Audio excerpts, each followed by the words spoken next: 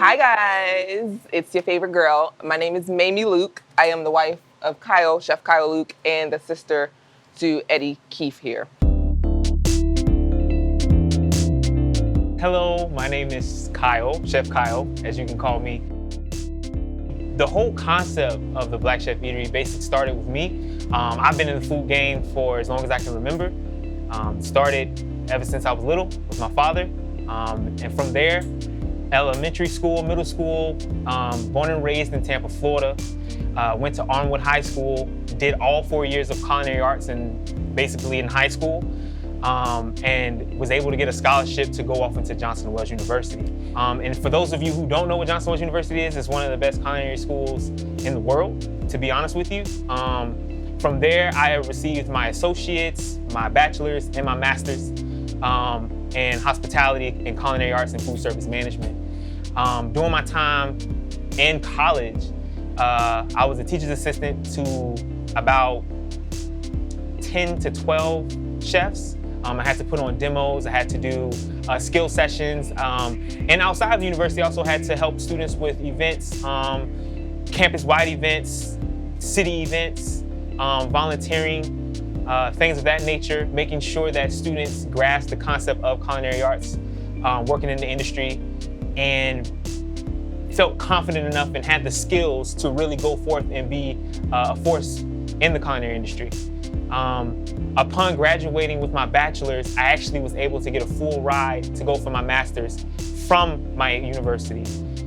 After receiving my master's in after receiving my master's in business administration with a concentration in hospitality, I was actually hired as an executive chef and was able to go out to St. Martin. Me and my wife went out to St. Martin, and I was executive chef for some time in St. Martin. After that, once we got done with that, we basically went back to Miami and became I became a private chef for one of the, I think it was like at the time he was the third richest man in Miami, and it was their family. I did that for some time, and come to find out I didn't really like that experience too much. Personal chef it takes a very unique chef to be a personal chef. It's very demanding to feed a family who all eats all different types of meals and things of that nature. But besides that, after my personal chef experience, I started going back into teaching, and that's when I started teaching at Miami-Dade College culinary arts. Well, I actually started teaching at Miami Culinary Institute, which is a part of Miami-Dade College. So the concept started with my husband, with him writing a book called The Black Chef. And he's been writing this book for a few years, and I feel like it's a journey that is gonna be a memoir of his journey, expressing the adversities, the highs, the lows, the backstory of what a Black chef has to endure in the culinary industry. Yep. And then the concept of the yuppie and the Black chef got birthed on a balcony, a one-bedroom apartment in Miami, of us just dreaming and trying to create a better life for our family. We've always, it's kind of, the yuppie wing got influenced from a little bit of like where we're from, Baltimore, a little bit of from where he's from, and like we just playing around in the house and created this wonderful sauce. And we tested with some friends and some family, and we just stuck with it. Yeah. Hence, that was the beginning of this year. So hence now we're in January 2020, and COVID is hitting the United States, and now the world is like going crazy, and I don't know like what's going on, everyone's shaking. So he's still teaching as a professor, I'm still working as a marketing manager, and we're just unsure. We're in an unsure state whether or not we're gonna have our jobs or not have our jobs. So we're trying to think of a plan B just in case we lose our jobs. So we always travel, like we're like nomads, we're always traveling. So we will come up to Tampa and started selling food on the weekends and birthed the Black Chef Eatery. Yeah, basically, yeah, that's how it came about. So I didn't know what a yuppie was for a long period of time, but my godmother, she used to call me and Kyle yuppies, and she introduced us to this word. So we looked it up, and it's basically a well-paid millennial that is about their business, very fashionable and very progressive. So we was like, it has a great meaning. We like using the terminology to describe us.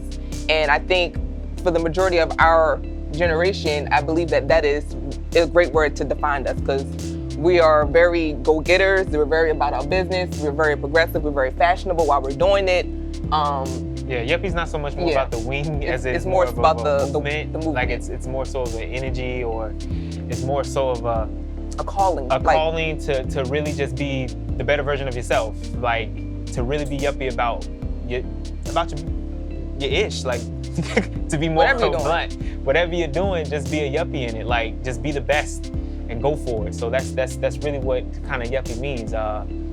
When our customers come in and they ask like, what does yuppie mean? We tell them to like Google it themselves. It's not that we're like being sarcastic. It's really because like when you read the definition for yourself, it kind of hits home, and you're able to reflect on how it relates to you as a person. So we don't like to try to tell the definition. We like for you to do some work and Google it.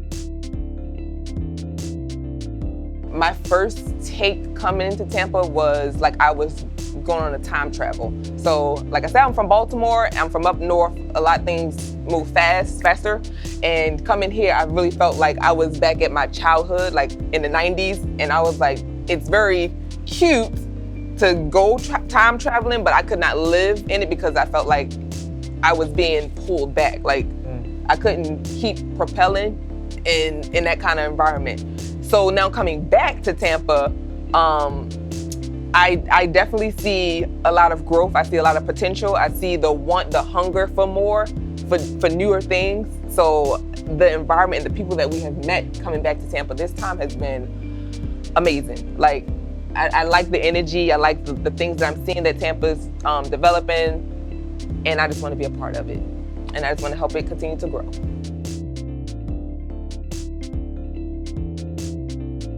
So many may know, I'm Chef Taz. Also, my name is Eddie Key. I am the one that usually is in the back frying your food, flipping in the chicken and the shrimp, tossing your wings in the yuppie sauce, and making sure your food's coming out A1 like it's supposed to. I've been cooking for just about 6 months. Okay, I learned from one of the best that I know out there, and one of the best chefs that I know, which is also my brother, Chef Kyle. So I'm about 6 months in of cooking. I feel like it's actually been a fun trip. Like my sister said, it does feel like we're going back in time to like, and maybe in the 90s, you know, back in a few years ago, the hot boy era, pretty much. So pretty much when the customers come in, I mean, we feed off, like she said, we feed off each other's energy and we feed off of their energy. So like, if they come in and they're not feeling too well, we like to give them our energy, our yuppie energy. That's why sometimes they'll walk past and you'll see us dancing in the window or things like that, because we want to feed that same energy off to the customers when they come in. Pretty much Tampa, I mean, I like Tampa because it's like more slowed down if you want to relax your mind and, you know, ease, and not, because like we're from a big city, well, a small city, but it's like a big city, so everything's fast paced, and it actually gives you a chance to you know, think for yourself and actually, you know, calm down for a moment.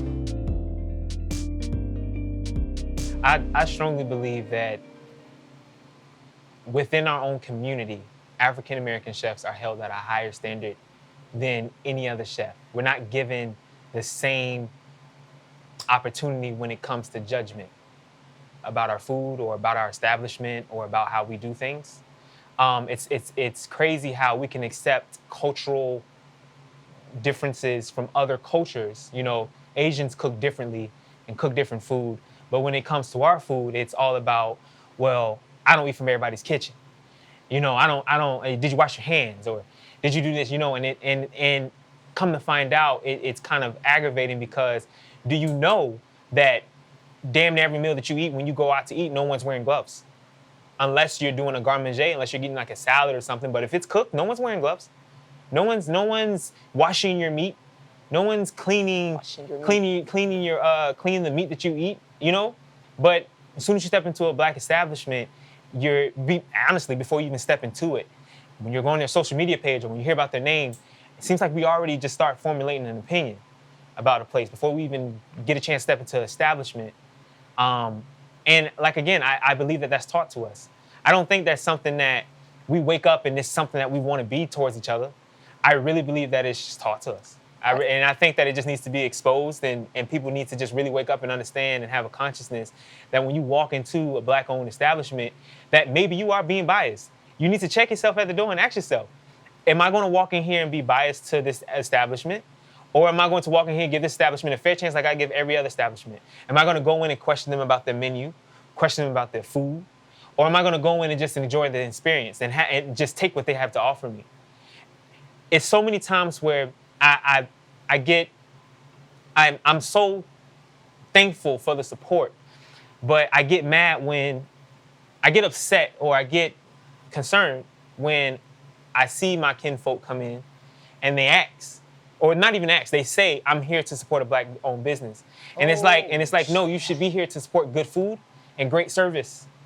I understand that you recognize that I'm Black, but you should put me up at the rest. You should put me at the top with the rest because of the fact that my food stands up there, because of the fact that our service is up to that par, not because of the color of my skin. Hello.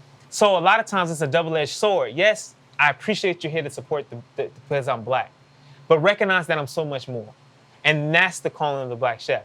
It's really so that people can understand and start respecting the Black Chef, because we don't get respected. All we get is criticism, ridicule. And don't get me wrong, we understand that we have a lot of yuppies, I like to call them yuppies, that walk through this door and they feed us positive energy. They're proud of us, things of that nature. But as they say, one apple will spoil the bunch, or one crab will pull one crab down. You're gonna get, if not equal amount, a little bit lesser of people who come in and you're gonna see them criticize. And I think as a community, food is so powerful that I feel like it's the one thing that we should all be willing to experience and accept and not really judge or criticize, especially when we, as people, we're so diverse within our own community, within our own place. We have so many people who cook oxtail different. We have so many people who cook barbecue different. We have so many people who cook black-eyed peas different. Traditional, what I like to call Black American food. I really feel like it's like, I kind of got off my topic. It's okay, because I wanted to chime in, Yeah. but you was taking me on a whirlwind. I'm sorry.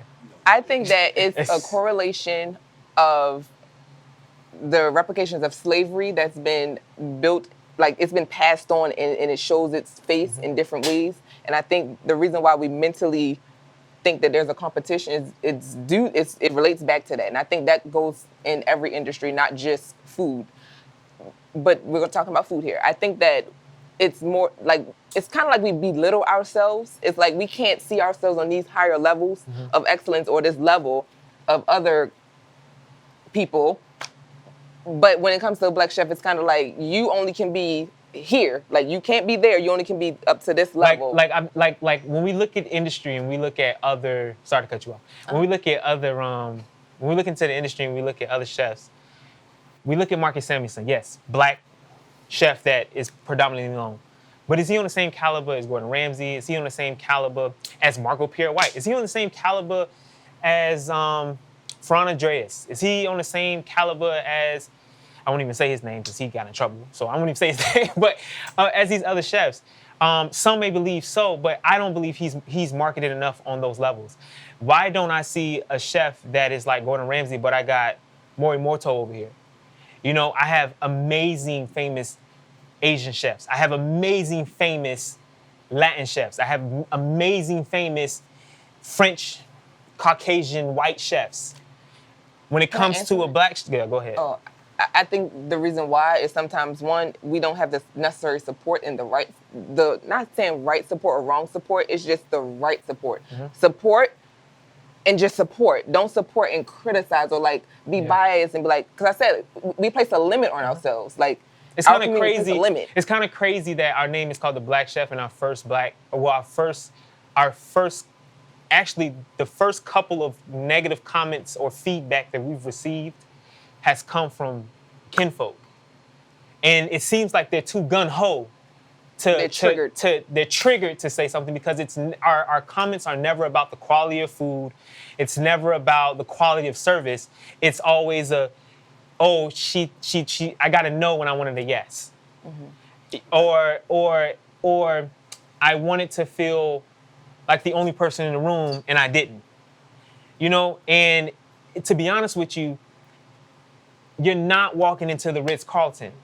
you're walking into Ybor City Food Market, which is a convenience store, and we have carry-out type of menu. But don't come in here expecting fine dining, tablecloth, linen service.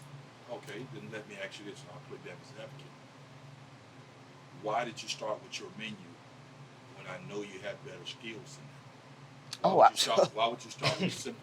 Why would you start with a simple menu? There's a lot menu of that you do have. There's a lot of reasons why. There's a lot of reasons why we chose to go with the menu that we went with, even though my skill set is past it. This is, to be honest with you, this is very easy concept. This was our seed. We got this going so that we can have a strong foundation to build off of, because growing up in Tampa, now I'm born and raised, so I grew up off of gyros. I grew up off of Salem's. I grew up off of Big John's Alabama Barbecue. I grew up off of Bob's Market when it was there. I grew up off of Riverside. I grew up off of Snacks. I grew up off of Rainbow. I grew up off of the Candy Lady. You know, like, I grew up off of these things.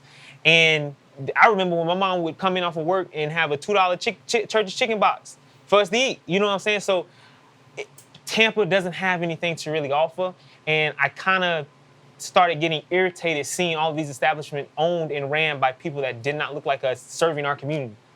And one of the biggest things that was crazy was Salem's gyros was in my hood, 40th and Hillsborough, right in Nucio. But I've never seen them sponsor a football team. I've never seen them sponsor a basketball team. I've never seen them sponsor an event.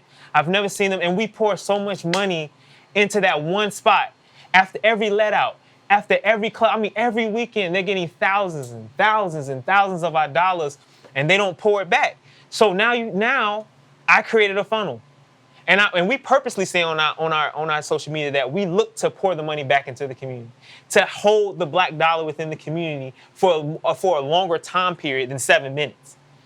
You know what I'm saying? So to me personally, growing up every day and being around that, it's like it's all about representation. It was just really, I'm just tired of not seeing us in these places. One of the greatest representations that I've ever seen that I really respect is Big John Alabama Barbecue, because they were a legit hole in the wall. My bus stop used to sit out front of Big John Alabama Barbecue. I used to sit on tree stumps right out front, Big John's Alabama Barbecue, or just Big John's. I'm just gonna say Big John's. And to see them take the money that they received from the community, close down, tear down, rebuild, and open back up for the community, it's the most beautiful representation of what we should be doing countlessly in the community. You're showing the black dollar being used to being used to good use. You had an establishment that can only seat like 8 people. Now you have an establishment that can seat like 24, 25. You can put out more barbecue for the community. More people are pulling up. Now you're doing Sundays dinners. You know, you're growing and growing and growing. And that was a generational wealth thing. That was a mom and pop started off type of situation. And I just want to see more of that in a predominantly black community. That doesn't, I mean, you go into, first of all, I really believe Tampa, the citizens of Tampa need to get out of Tampa and travel and see other communities, other African-American or black communities that are killing the game. I'm talking go to Atlanta. I'm talking go to Baltimore. I'm talking go to Philly. Go to Detroit. Go these places that they tell you to be afraid of. They did the shit with Africa. Be afraid of Africa. Don't go. Why? Because there's so much knowledge and so much connections and black people looking out for black people in these communities that it will inspire you to, when you come back to Tampa, to want to move and change some shit.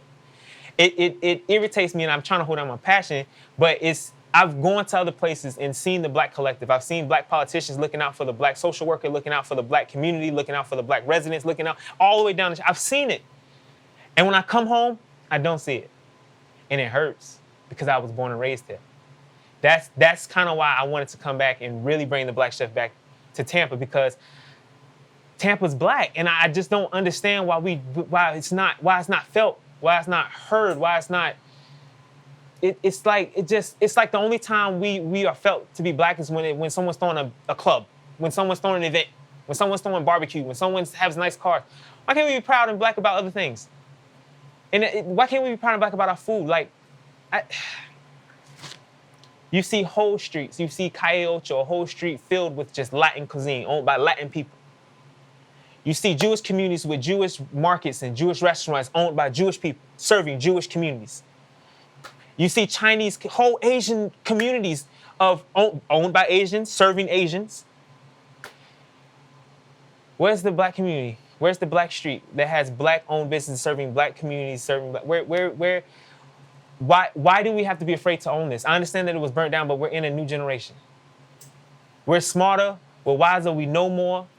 The generation before us has passed on an amazing torch, and I just feel like in the city of Tampa, we're just refusing to accept it. You know what I'm saying? And it's. I know that there's a lot of brilliant kinfolk in Tampa that just aren't really getting the opportunity or don't have the platform. Fuck it, we'll create one. And that's the purpose of the Black Chef. The Black Chef is creating the platform, giving you a reason to pour your funds into a pot, and it's going to get right back to you. How's it going to get back to you? We want to bring classes that's going to certify. We want to actually invest in other opportunities that we want to get to a point where we can invest in other bright individuals that want to bring great things to the city. We hear our customers come in and say, oh, I have a dream of owning a nail shop, or, oh, I have a dream of having a nail salon. Okay, I get that. Well, Rebecca, Susie Q, and Johnisha, you all want nail salons. Why don't you all get together? Why don't you all come together and even if it has to be legally, but just come together, put all that shit that was taught to you of how to hate one another and how to be envious or jealous of one another, because like once again I keep saying it's taught to you. Just get rid of it and really build. If you hash it out, if you have a complaint, or if you feel like I'm getting winded. Anyway, it's easier together. It's a lot easier. Just all I have to say is that the Black Chef is 3 of us. I could not do this by myself. We all bring a strength to the table. We all stay in our lanes, and it's working. We say we're like a 3-headed monster, like a gorilla. It's working. But for the most part, I think it's time for the world to know who the Black Chef is. It's time for us to really recognize our success and really stand and start creating avenues and start creating lanes for other African-American Black chefs to really have a voice in the culinary hospitality game. So what does that look like? We want to have classes. We're looking to have events. We're looking to have festivals. We're looking to have summits. We're looking to have, really, to have more establishments within the community. What did you just say? Giving the community what they deserve. Yes, we're all about giving the community what they deserve. Thank you. That's a wrap. Thank you. I am Tampa Bay. We want to say thank you. We want to say thank you to I am Tampa Bay. I am Tampa Bay. Black Chefs, we thank you. We out. Yes, sir.